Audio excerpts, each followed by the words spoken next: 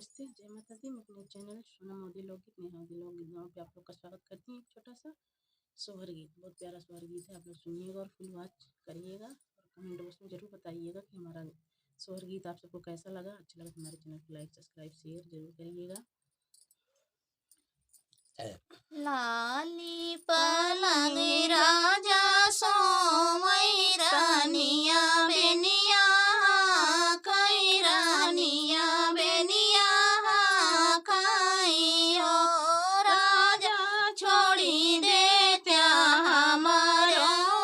चरवाया गाना उठी बैठे गाना उठी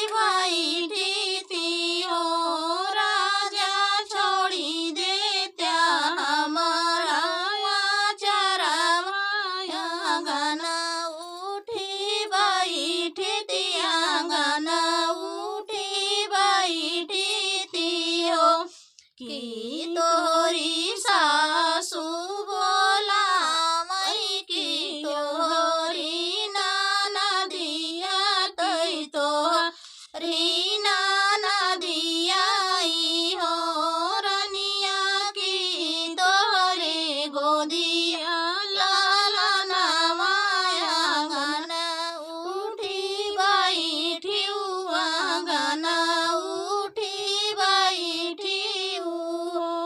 रनिया की तोरे गोदिया लाला ना माया गाना उठी बैठी गाना उठी बैठी नहीं मोरी सासू बोला मैं तनाही नाना दिया तनाही नाना दिया हो राजा उठली कमरिया में पीरा गाना उठी बैठ गाना उठी बैठ राजा उठली कमरिया में पीरा गाना उठी बैठ गाना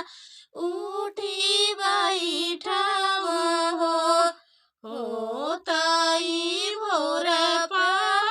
पाट लाला जानम लिहाले लाला जानम लिहाले नी हो सखिया बारह बजन द्वारे बाजैया गाना उठै सोहरे गाना उठै सोहर हो सखिया बारह बजन द्वारे बाजैया गाना उठै सोहरे गाना उठै सोहर हो इतना बजन द्वारे बाजैया गाना उठै सोहरिया गाना उठै सोहर हो बहिनी गोरा पिया ससोवैया जगाए नाही जगाई जगाए नाही जगाई हो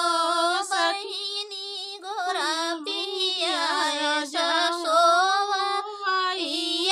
जगाए नाही जगाई जगाए नाही जगाई हो अरे अरे मचिया बैठा ढोलिया पीटाई ढोलक ढोलिया पीटाई तेज तेज ढोलिया बजामऊ तेज तेज ढोलिया बजामऊ भैया तेज ढोलिया बाजई बहुराहू हमारे जागई बहुराहू हमारे जागई हो अखिया में जत पियवा उठले सहुरी में फाटी परई सहुरी में फाटी परई हो रनिया कमना भीतर भाई चोरिया कवन काऊ लई गए हो कवन काऊ लई गए हो रनिया कवन भीतर चोरिया भाई काऊ काऊ लई गए हो सबक जवानिया बोलायु ढोलक बजवायु ढोलक बजवायु हो रनिया मकत नाही बतायु